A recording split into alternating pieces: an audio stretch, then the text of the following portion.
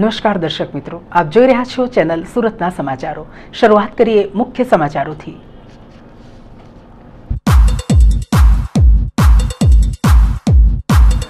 કાપોદ્રામાં વીજ કંપનીની ઓફિસ બહાર કોંગ્રેસના ધરણા, સૂત્રોચ્ચાર કરી ભાવ વધારાનો વિરોધ।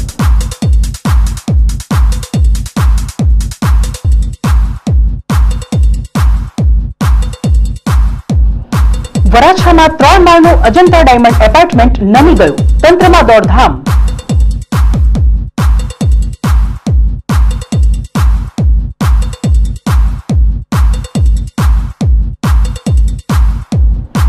શહેર પોલીસ કમિશનર રાકેશ અસ્થાના દ્વારા 8 પોલીસ ઇન્સ્પેક્ટરોની બદલી કરાઈ।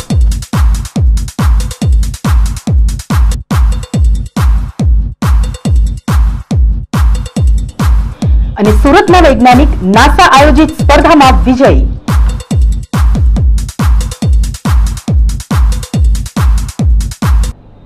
મૂળ સુરતના અને હાલ ઇંગ્લેન્ડમાં સ્થાયી વૈજ્ઞાનિક શ્રી ભાર્ગવ ત્રિવેદી અને તેમની ટીમના સભ્યશ્રીઓ પ્રદીપ સુસરલા, ઇન્દ્રનીલ મુસ્તાફી, એડમંડ હેડલી, વિજયકુમાર એરપલ્લી અને શ્રીનિવાસ ગુબ્બાલાએ નાસા હેઠળ આયોજિત ઇન્ટરનેશનલ સ્પેસ એપ ચેલેન્જમાં લીઝા એટલે કે lunar investigation of surface artefacts નામની એપ્લિકેશન બનાવી ઇનામ મેળવી ગુજરાતનું ગૌરવ વધાર્યું છે।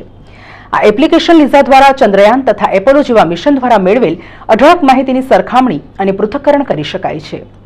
લીઝા બનાવવાની પ્રેરણા તેમને મીડિયામાં પ્રસિદ્ધ એક અહેવાલ ઉપરથી મળી, જેમાં જણાવ્યું હતું કે ચંદ્રને લગતી પુષ્કળ માહિતી છે, પણ તેનો ઉપયોગ કરી શકે તેવા નિષ્ણાતો નથી। લીઝાને વેબસાઇટ, મોબાઈલ કે ટેબ્લેટ પર વાપરી શકાય છે। નજીકના ભવિષ્યમાં આ એપ્લિકેશન ભારત તથા વિશ્વના વિદ્યાર્થીઓ અવકાશ વિજ્ઞાન શીખવા માટે વાપરી શકશે। ભાર્ગવ ત્રિવેદીએ સ્નાતક સુધીનો અભ્યાસ સુરતમાંથી કર્યા બાદ મોબાઈલ એન્ડ સેટેલાઇટ કોમ્યુનિકેશનનો ઉચ્ચ અભ્યાસ ઇંગ્લેન્ડમાં કર્યો હતો।